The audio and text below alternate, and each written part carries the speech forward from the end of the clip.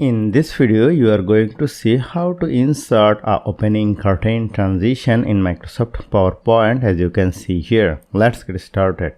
Here I have a blank PowerPoint slide. If I want to add a opening curtain transition, let me click on over here, go to transition, and here you will find the option curtains.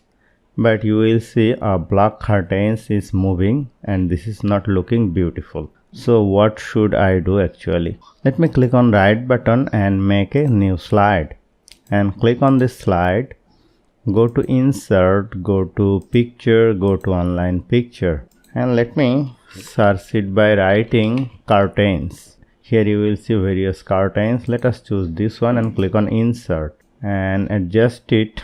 Delete this text and adjust it like this. Now select the slide from here and drag and drop it over here. Now let me click on this slide and let us watch the slideshow. And here you will see this is looking beautiful. So hope you found this video helpful. If you like this video, please share this video with your friends and family, and don't forget to subscribe. Thank you.